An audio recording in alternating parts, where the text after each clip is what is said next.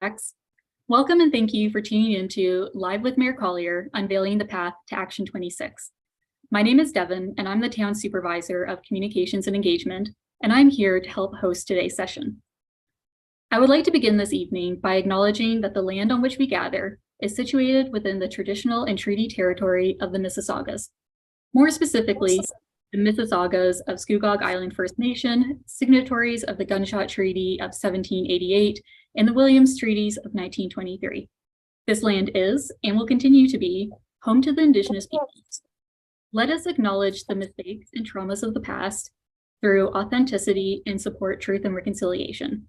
Let us engage and celebrate Indigenous communities by being leaders of action in acknowledging the United Nations Declaration on the Rights of Indigenous Peoples and the Truth and Reconciliation Commission's recommendations towards truth and reconciliation. Let us keep these principles close as we continue towards truth and reconciliation and as we move forward with kindness and respect as a community. Next, I would like to provide a few reminders. As we are connecting virtually, we appreciate your patience and understanding should we have any technical difficulties during the live program. We would like to assure you that there is a technical team working behind the scenes, and if we do experience any issues, we will be back up and running on the same platform as soon as possible. Today, as the presentation and discussion takes place, we do encourage our audience to submit any questions for Mayor Collier in the comments section or via email to corporate@ajax.ca. Our social media team is behind the scenes, and they will be able to relay your live questions during the Q&A portion. If we are unable to get to all of your questions today, we will follow up with you and ensure you receive all the necessary information and resources. Now, I would like to turn it over to Mayor Collier.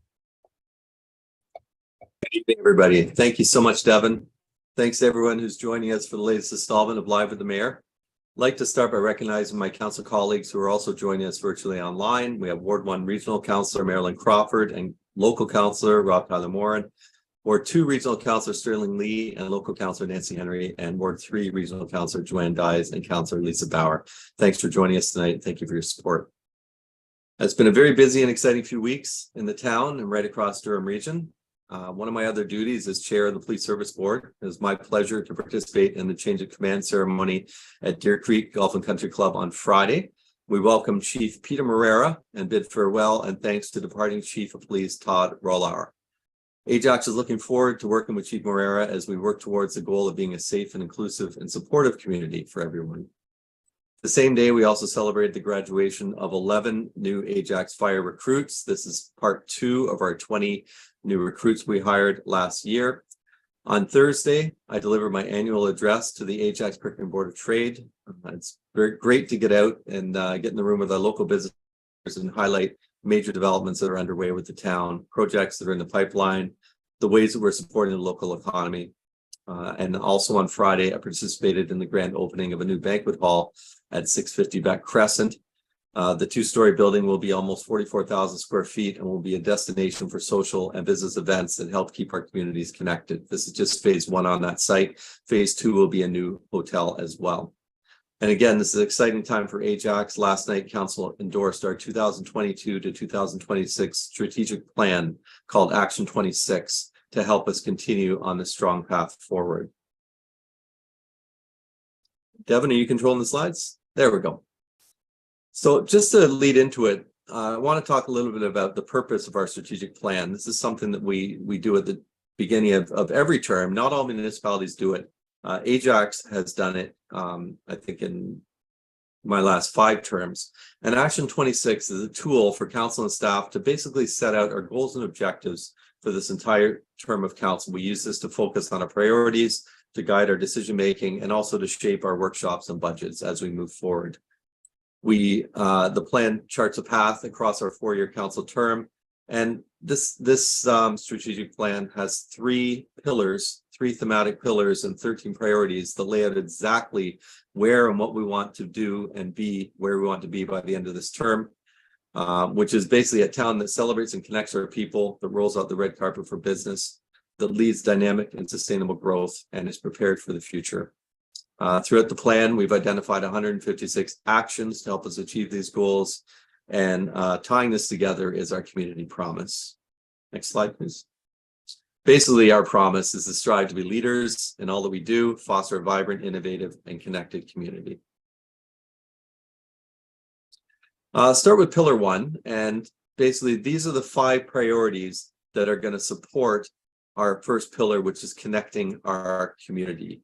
I won't read them to you, they're right there on the screen, but those are the 5 main priorities for that pillar. The next, pillar 2, is growing our community. And again, the 3 priorities that fall in there. And again, of these 3, there's going to be multiple other that join up that align with these 3 priorities here as far as growing. And finally, the third pillar is modernizing our community. As we grow, we've all seen the province of Bill 23, a number of other changes that are coming. We need to adapt and grow with that, so modernize our community. And these are 5 of the main bullets that fall under that.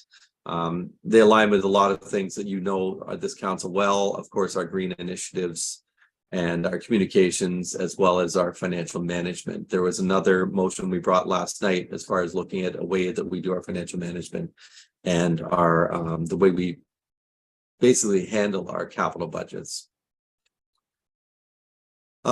Next slide is our priorities. And as I said, we have 156 supporting actions. Throughout the plan, these are going to help us achieve our goals and priorities. The full document with these actions identified will be released to the public in the coming months. The 53 action items will be ongoing, and the 92 of the 156 are slated to be completed by the end of 2024. So we've really hit the ground running. In the last term, 2018, our strategic plan wasn't complete till nearly the end of the first year. This time, we really got out of the gates quick and are really moving forward at a rapid pace. And finally, I'm happy to answer any questions that we may have on the strat plan moving forward. And that concludes my opening remarks.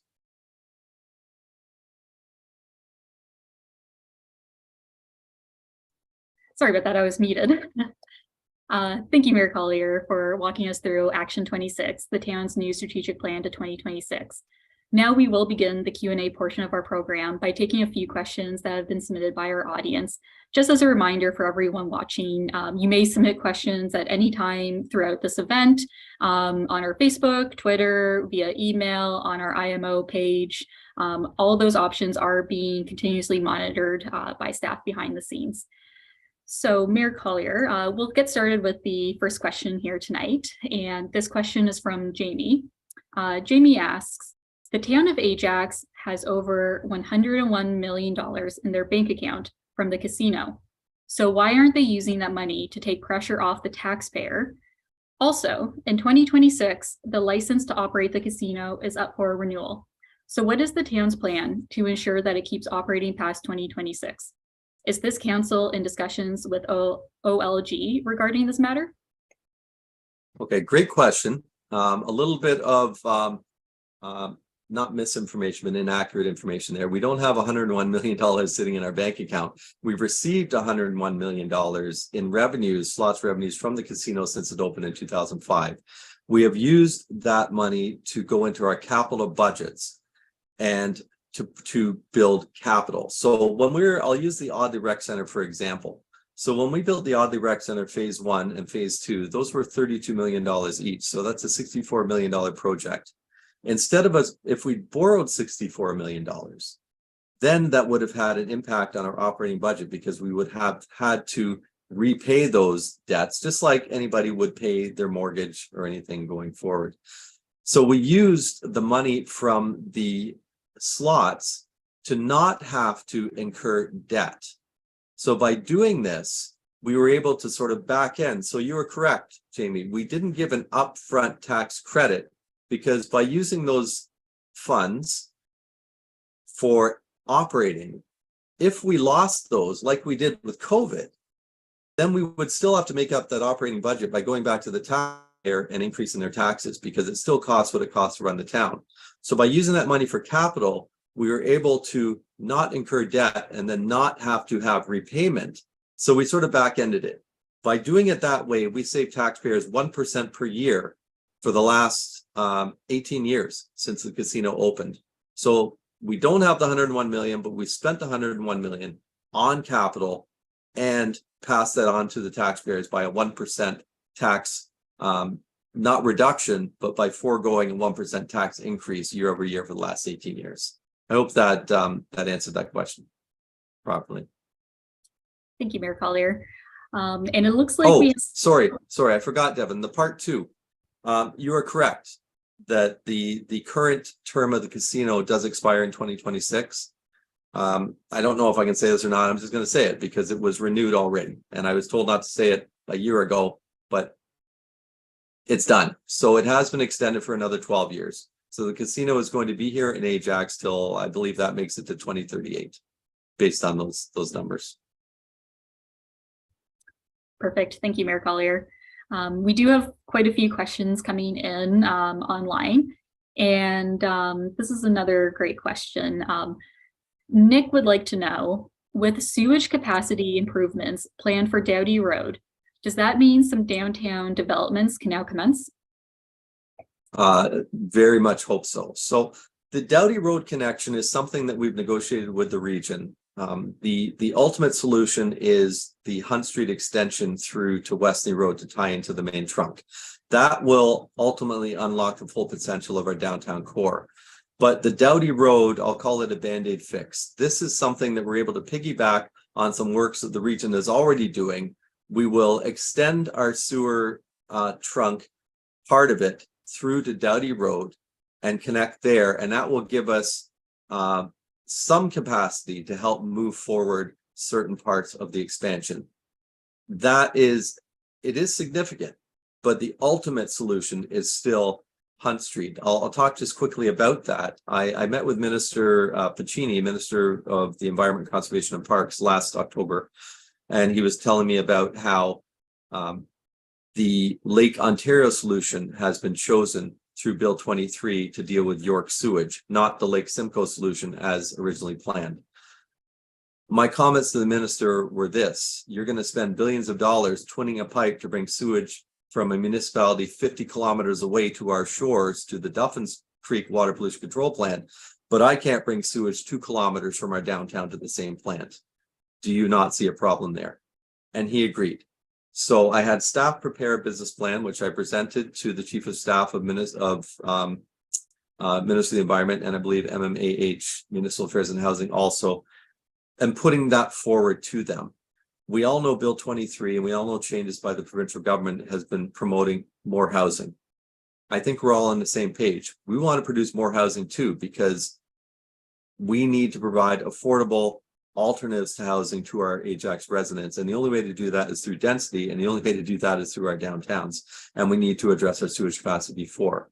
The minister assured me that he agreed and was going to work with us. So I hope to hear back from them at some point on that business plan. And I hope to move forward with the ultimate solution, Hunt Street. But for now, yes, Dowdy Road is scheduled for design in 2023 and construction in 2024.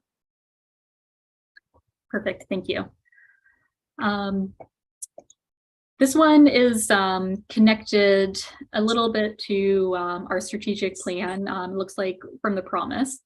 And Heather is wondering, in relation to fostering a vibrant community, how are you doing that when increasing respite and shelters approved through funding in part by your gala has negatively impacted local residents and businesses? Sorry, I'm not understanding the question. Are they saying that some of the things that our gala has funded have had negative effects? Because it's increased homelessness? Am I understanding that right? That is the way I was reading the way the correct question. Okay. I'll give this a shot. So homelessness is a very complex issue. It is something that we have to deal with many community partners. COVID certainly did not help the situation. It actually made it much worse. When we started the gala and decided to start putting money into helping our vulnerable community and our unhoused, I was adamant that we do something to help address the problem, not make a bad situation worse. I don't want to to create an environment where we're growing a problem. I don't know that you can point at the Salvation Army and Joanne's House and the other dozens of local community groups, Feed the Need, many others. I can't name them all off the top of my head, in increasing homeless in Ajax. I don't think that's a fair conclusion. I think homelessness has grown due to a number of economic factors like COVID, like the big increases in supply chain and costs and interest rates. And I think it's going to get even worse as if interest rates go high enough to start driving people out of their homes because they can no longer afford to make their mortgage payments. We're going to continue to try and help the vulnerable. We're going to continue to work with the region of Durham. We're going to continue to work with the Community Development Center of Durham and Christian Faith Outreach Center and the Doors of Compassion and all of these groups to help address this growing problem. At the same time, through the region of Durham and social services, there was just, I believe it was $41 million in this most recent provincial budget to go towards mental health. And I've already mentioned my affiliation with the Police Service Board. All of these are connected. Okay, 30% of the calls that the police get are not police related matters. They're things to do with mental health and addiction and other things. So one of those programs is a program through Ontario Shores, who is probably the absolute best people to deal with some of these issues. Homelessness does have a very high mental health and drug addiction component. I'm hoping some of the funding from the province is going to help fund this program that they have so we can get these people the assistance they need. At the same time, we're looking through the region and through the town at different ways that we can have different types of zoning, temporary zoning, so we can create some more, I don't know if I can call it temporary, but other different types of housing to provide permanent housing for these people to get them off the streets. It's a very difficult issue.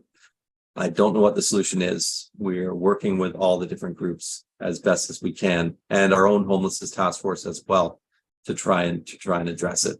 As far as the gala, this year, and I'm going to talk about this in my closing comments as well, our charity of choice is Grandview Children's Center. It's a 2-year commitment. Grandview is going to be opening their doors in the next couple of years. They're starting construction this year, and I'll talk more about that. So we're moving a little bit away. We're still going to be funding a certain amount of the vulnerable communities, but we're also going to be doing a large piece towards the Grandview Children's Center this year and next. Thank you, Mayor Collier. A little bit of a change of pace on the questions here. However, Rick asks, are you able to share any progress on the long-term plans for renovating and for additions to the Ajax Community Center?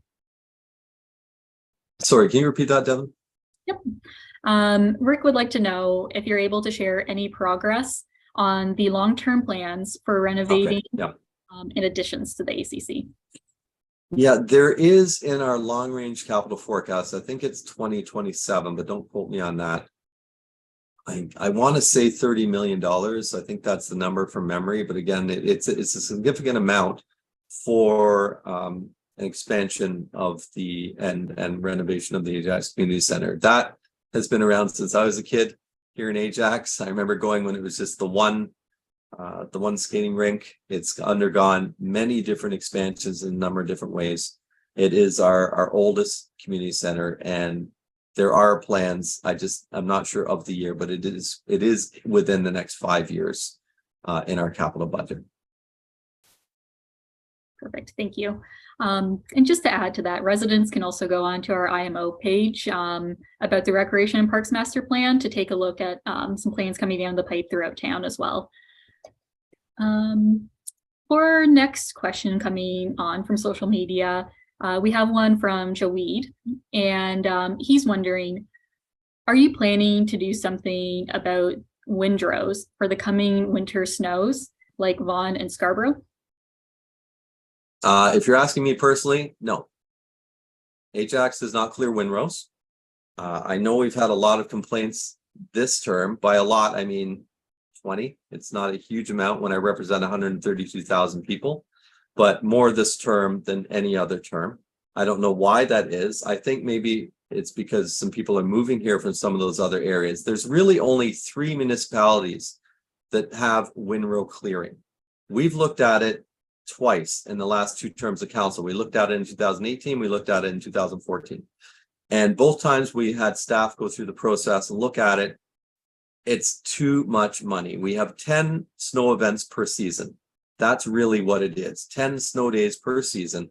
And when we talk about, let's look at our neighbor in Pickering. Pickering 2 weeks ago had a report on their agenda with regards to windrow clearing. And I believe it was about $7 million was their cost that they projected. That's their cheapest option. Their more expensive option was about $18 million to do windrow clearing in the city of Pickering. Remember, city of Pickering is 100,000 population. We're 132,000 population. So they have, I think, about 8,000 less homes than us. So let's say that if we did that study again, it would be about, let's estimate $8 million to do windrow clearing in the town of Ajax. That equates to a 10 million or a 10% tax increase, because 800,000 is about 1% of our property tax bill. Do residents want a 10% increase so that they can have the windrow cleared from the end of their driveway 10 days? Well, not even 10 days. There's probably only really 5 days out of the year that there's a windrow big enough for people to complain about. I'll tell you, from what I hear, the answer is absolutely no. The other thing is, we already get complaints from people about how long it takes, and God forbid we have a back-to-back snow event. If we have a back-to-back snow event, we don't get to the interior streets. Like, everybody remember the big storm we had last January, not 2 months ago, but 14 months ago, where they had that biggest storm we've had in 54 years. It took us, I think, 4 or 5 days to get everywhere because people were taking their cars out, abandoning their cars in the street because they're getting stuck, blocking plows. It was a nightmare. People already complain about the time it takes to get the snow cleared now. If we had the windrow clearing, it's going to take twice as long. And now people are going to be complaining about how long it's taking to get their snow removed.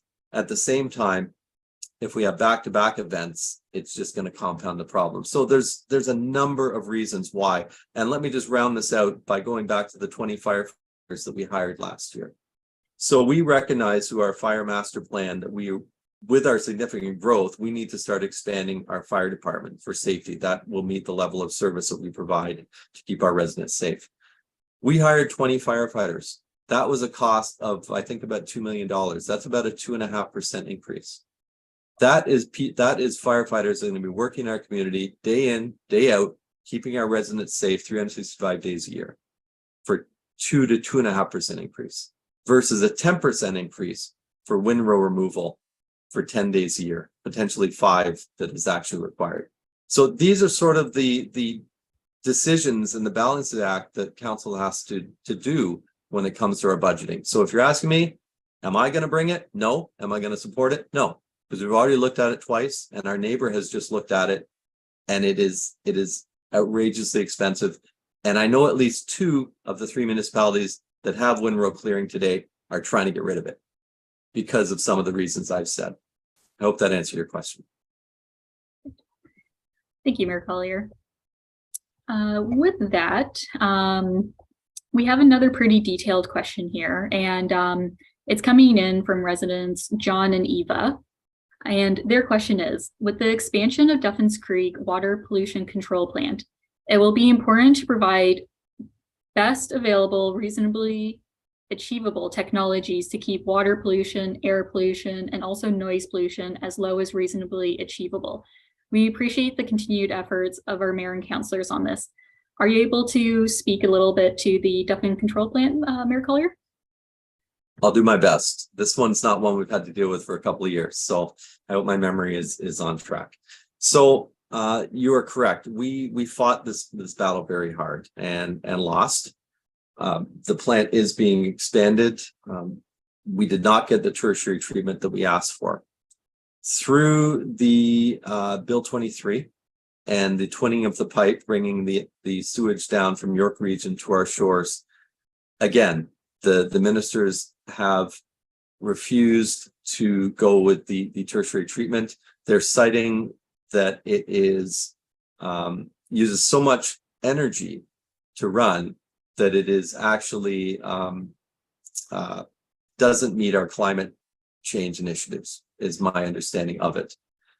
But they're also saying that the efficiencies that they're going to put in place, and these are the efficiencies that we managed to get secured through what we call the PRAP plan, the Phosphorus Reduction Action Plan. So when we were fighting this years ago, the Minister of the Environment and Conservation of Parks, which was Rod Phillips, our MPP at the time, ordered that we prepare this PRAP plan. We were partners in the preparation of the PRAP. Sorry, it's not a PRAP plan, it's the PRAP, the Phosphorus Reduction Action Plan. And we had some things put in there. They are saying that with those efficiencies that they're putting in and the changes to the diffusers and everything else, that will reduce the levels down to a certain level. I guess we have to trust them on that because there is no movement on that. There is no interest at all in the province putting in the environmental suite of mechanics that they were going to put in to the Lake Simcoe plant. Now, do I like that? No. Do I think that our lake is just as important as Lake Simcoe? Yes. But unfortunately, that's the next level of government and not one that I have much say in, unfortunately. Perfect. Thank you very much. Kind of keeping a little bit on the similar path there of speaking of the outdoors, we did receive a question from Mo, and Mo is wondering, if you take a look around sidewalks, there is quite a bit of trash. Most of the blame goes on the litterers, however. I noticed that in some areas, there is no garbage can in sight. Could the town look into putting garbage cans every 500 meters or so? I think that would greatly reduce the unsightly trash. No, I agree. Some of it is just a product of wind and blue bins. That's why we don't want residents putting out blue bins the night before collection. We want them putting out in the morning, because if there's a wind event, it blows everywhere. But you are correct. There is still quite a bit of littering. This is about $1 million a year bill to the town of Ajax picking up litter in our town. It's largely an avoidable expense, but people still do it. There's two parts to this. There are some trails and some areas that we do not service year round because we cannot get vehicles in to collect the garbage on some of the trail systems. So some of our trail systems, the paths aren't cleared and the garbage cans are actually removed in the fall and they're put back out in the spring. So if you're talking about some of those, no, because we just can't service those areas. That's not the level of service we provide. They're not used enough. We keep the main ones cleared, but the other ones. What's unfortunate is even when we take a garbage can away, people will still tend to drop their dog bags and their garbage where the garbage can was. And I don't understand that, but it's common practice. To the others, yeah, absolutely. We're open to looking at different areas. And by all means, reach out to your local councils, whether you live in wards 1, 2, or 3. Let us know what the problem areas are, and we'll absolutely go look at it. And if it's needed, we can get more cans out for sure. Perfect. Definitely a very timely question and answer with April around the corner. The town will be releasing our annual Green Living Days programming later this week. So residents should definitely stay tuned for that programming coming soon as well. To change pace a little here, we did have a question come in from Ian, and I believe Mayor Collier, this must have come in while you're speaking to another question. But his question is, isn't the city collecting property taxes and development taxes for this new influx of residents? I think I understand the question. If not, maybe Ian can text you back. Yes, we are collecting. We do have growth, but growth doesn't pay for growth. That's part of the issue. And with Bill 23, if you've been paying attention to the province, there's a bit of uncertainty right now. So development charges we collect have never 100% funded growth. Okay, the way we work DCs is we have to do a development charge bylaw. We have to justify what we're collecting. The province through Bill 23 has made changes saying we can no longer collect development charges for a number of different things. Some of them being studies and for land acquisition, to name a couple. Well, land acquisition is pretty expensive. When we talk about Hunt Street, for us to do the Hunt Street extension, the land value that we're going to need to acquire is about $18 million. If we can no longer collect DCs for that, our only other option is to go back to the taxpayer to fund it.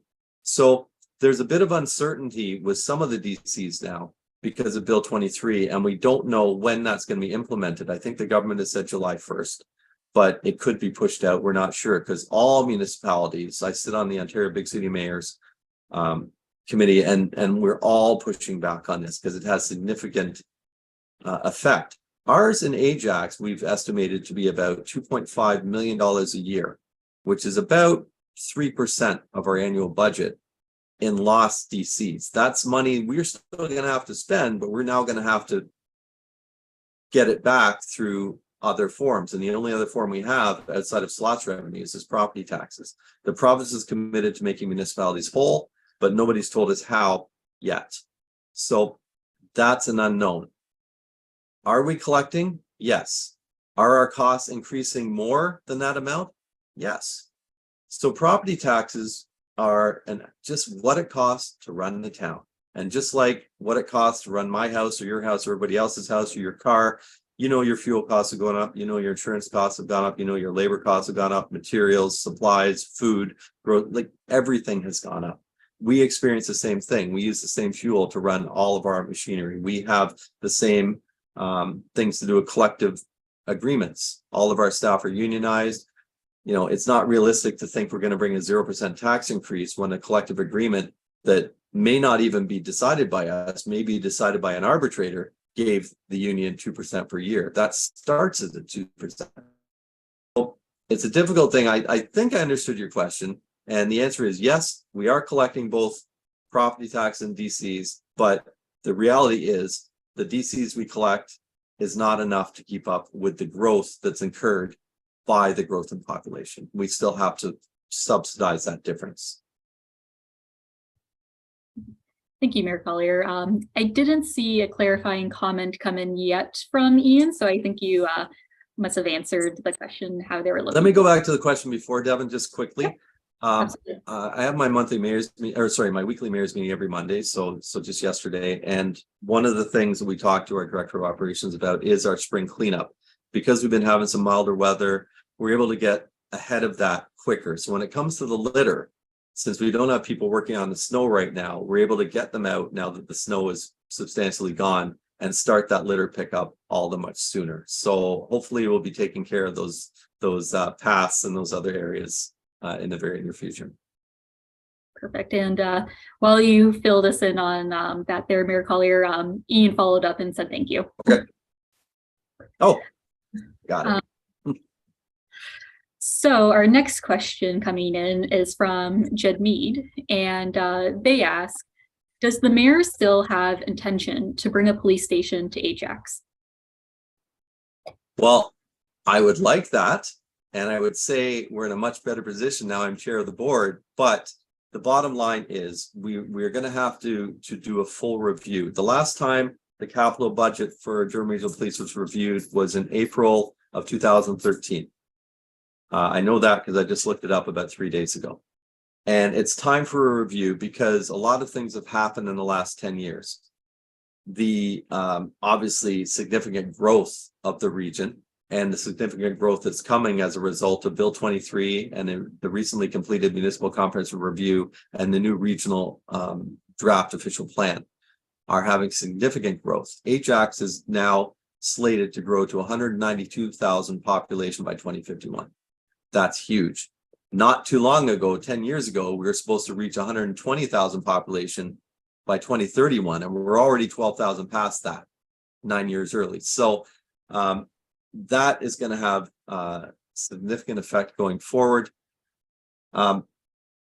As far as our capital for police, when we set out those targets of where stations should go and how much they should cost, obviously 10 years ago, as a station, there might have been a bookmark for 40 million in our capital budget. Well, we know that's probably $100 million project today. So we've got to revisit those priorities. Right now, we're focused on growing the force. This current budget that was just approved is approximately a 6.1% increase. That's almost a status quo budget. That's just the increase we need to keep maintaining the levels of service we have. That's 41 new staff, 20 of those are frontline officers, and that's to maintain. If there is going to be a new station, that will have to be evaluated through this, and I'm not going to presume where it's going to go. It's going to go wherever the consultants say is the preferred location to service all of our area. Would I like it to go in Ajax? Absolutely. Am I going to interfere with the process and try and push it somewhere? No, it's got to go where we identify it's going to go. And but personally, yes, I sure would hope it would go in Ajax if I have any say. Similarly, on that same wavelength of speaking about the DRPS and police stations, we do have a question from Shan, and Shan is wondering, are there any plans to tackle vehicle thefts in Ajax? Oh yeah, Durham has really become a hub for vehicle thefts. It's a pretty tough situation. Part of this is through education of residents. Like, I used to leave my key fob by the front door. I now know that there is technology where the thieves can come to your door, hold up this sort of antenna, and actually capture the RF frequency from your fob and use that to steal your vehicle. So we now put those way in the back of the house in the office, or you have to put them in these special pouches which blocks the RF frequency. Always also, of course, lock your vehicles. If you look online, you know, you only have to look on South Ajax Neighbors page one day and you'll see, you know, people go check the cars every night.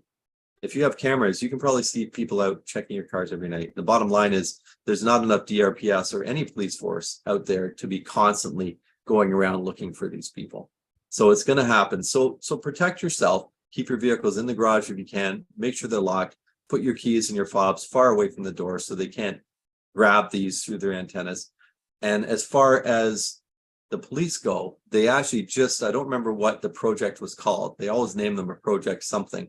We actually just had one where they actually cracked one of these vehicle theft rings and got back, I don't remember the number, but a large number of vehicles that have been stolen. So they are working very hard at it. It is difficult because the thieves are quite smart, and it does not take a lot of time for a car to get stolen from a street in Ajax and then up in Montreal in a shipping container putting on a ship heading up the St. Lawrence out of Canada, and that's what happens. So yes, we are working on it, but it is a difficult challenge. Thank you, Mayor Collier. I'm thinking this one might have come in while you're kind of speaking about cameras there on houses. So Bryce is asking, why is the town spending $600,000 on dash cams for town trucks? I just bought one for my F-150 for $85. Well, I'm not allowed through our code of conduct to speak against a council decision. So this did come up. I asked some very strong questions. It's gone ahead. It was budgeted. It's gone ahead. The difference is, and I asked the exact same questions, why can I buy a dash cam on Amazon for $100 and we're spending, I think, $2,000 per vehicle or whatever it is? It's because these are tied in to a lot of other different things. So it's GPS location of all the vehicles. It's so we can reduce our risk on our insurance. So if a driver is driving inappropriately, or if there's an accident, or if something happens, we can capture this. It's a lot to do with the data management. We can't, it's not as simple as just putting a dash cam in with a SIM card. All this data has to be properly managed for the courts, kind of like the body-worn cameras that our police officers wear. In order for it to be used as evidence, it has to be managed in a certain way. This is also a technology where, you know, we had our snow plow tracker that didn't work so well a couple of years ago, so we took it down. This is a new technology that's going to allow that to work and work properly. So there's a whole bunch of things this does other than just a simple dash cam. And I'm hoping that we are going to see some reductions in our insurance rates by having these in our vehicles as to offset the cost. Thank you, Mayor Collier. Next, this is a little bit of a change of pace here. And we have a comment / question from Jen. And she says, with all of the new houses off of Shoal Point Road, will services be upgraded? We have constant power outages, too much traffic, etc. Okay. Services meaning electrical and gas? No, those are in the ground. Those are already there. To the power outages, one of my other duties is I sit on the board of Lexicon, our hydro utility, and we're all aware of, for instance, the big Derosha storm last year that had some residents in South Ajax without power for a week or 8 days, some of them, my parents included, because I heard about it every day. That's unfortunately what is going to happen in those neighborhoods that don't have their utilities buried underground. Those neighborhoods that have the hydro poles in the backyards are always going to be susceptible. They have large, very mature trees. And really, there's no way for us to get our hydro trucks in there because there's fences, there's pools, there's decks, there's retaining walls. There's a never-ending list of obstacles now, because these are neighborhoods that have been there for 30, 40, 50 years, depending on which neighborhoods. In Shoal Point, I think it's probably at least 30 years. So versus the north, all that infrastructure is underground, so they don't experience the same frequency of power outages. We know it's a problem. Lexicon is working hard to keep up on pole replacements and make sure that they identify any that are reaching end of life and doing the replacements and staying up on the infrastructure. But unfortunately, in those established areas, it's not possible right now to go and put those services underground. So those more frequent power outages are a fact of life. I know that's not the answer you want, but that's unfortunately the answer I have.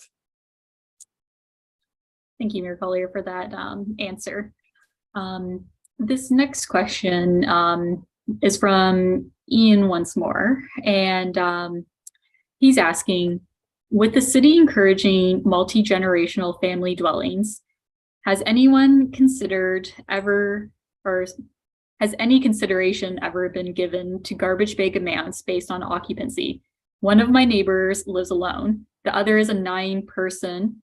Frankly, yet both are restricted to the same amount of bags a month. Yeah, I think the simple answer is no.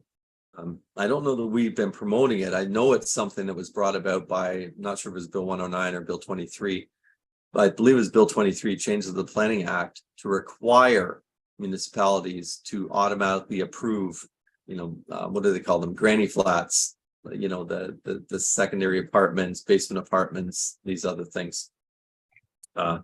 We have looked at parking, and we've changed our boulevard encroachment policy and our driveway widening policies to allow residents to widen their driveways and create more off-street parking, because we don't allow on-street parking. We did do that, but as far as garbage, no, that there just is not a mechanism out there for us to be able to monitor even just the 36,000 homes just in Ajax, let alone, the hundreds of thousands across a region of who has how many people in their house and who's producing what garbage and who's doing whatever.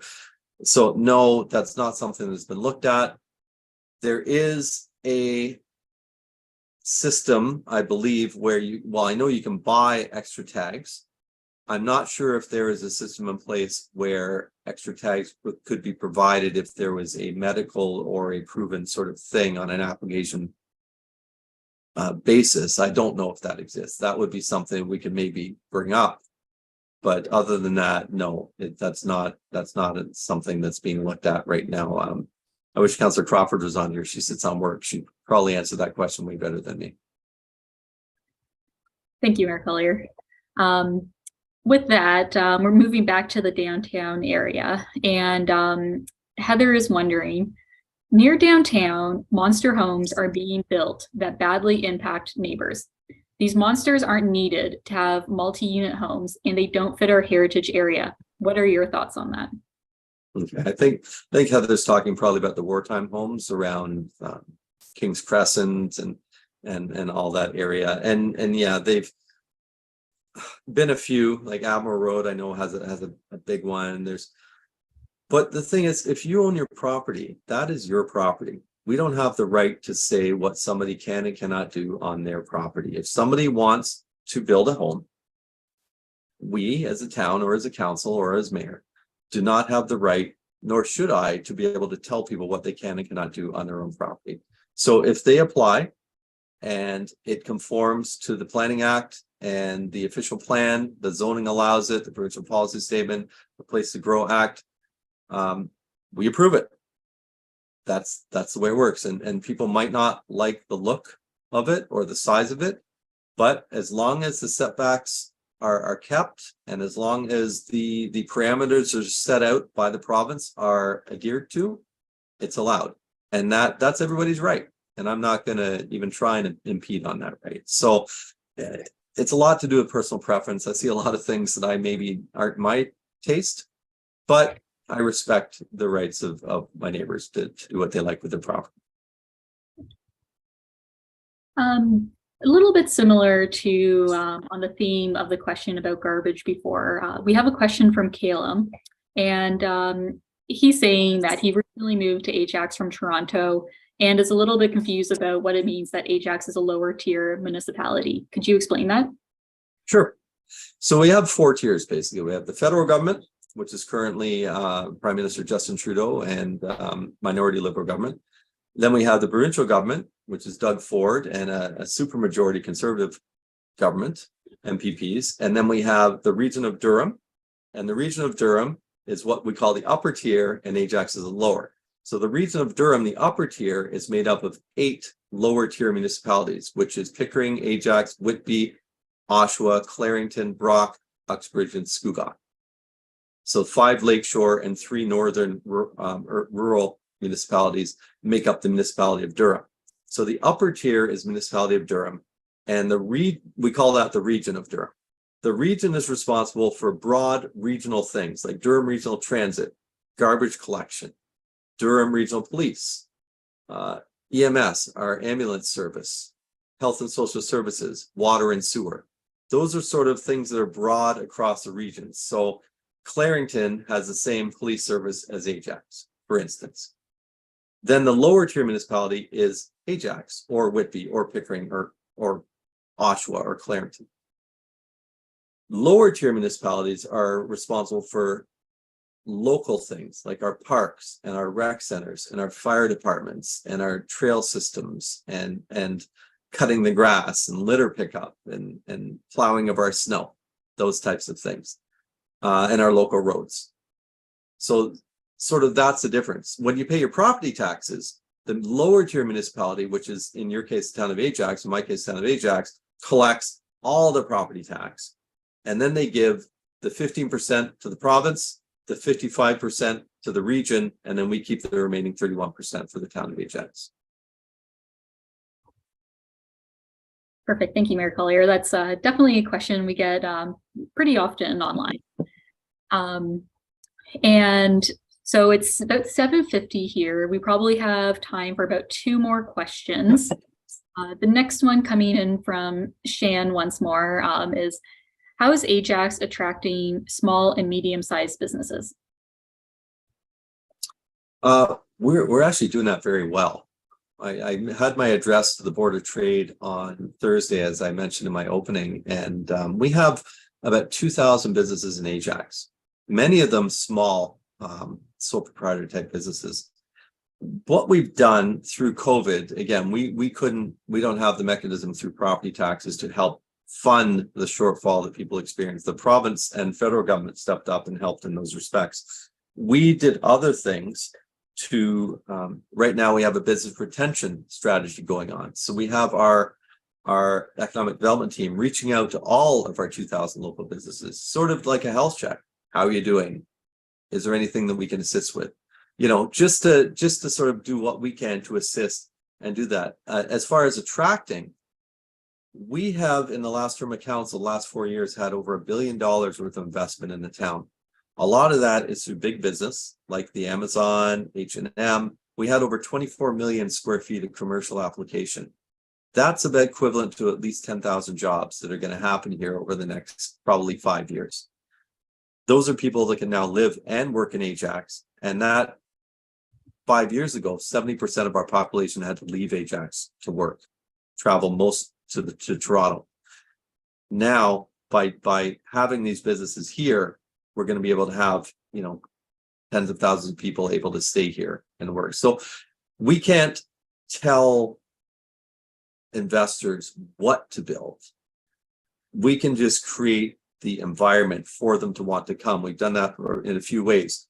My campaign slogan in 2018 was cut the red tape and roll out the red carpet for business. We've done that.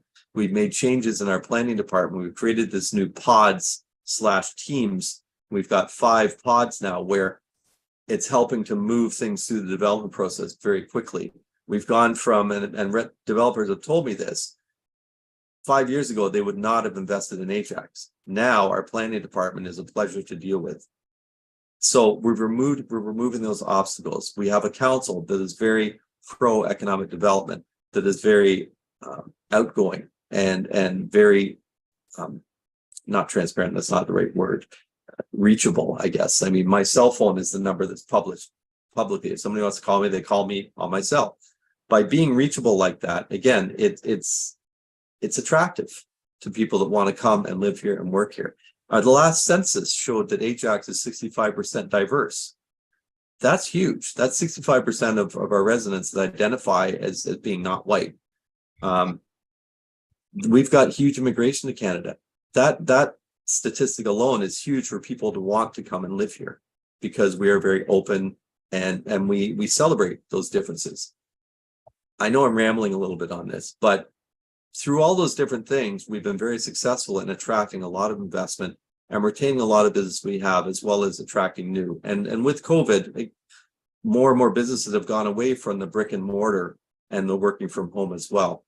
And they choose to live and work here. So I guess I could talk about the waterfront and the trails and the rec centers, and it's a really nice place that I find those things attract and want to be here too.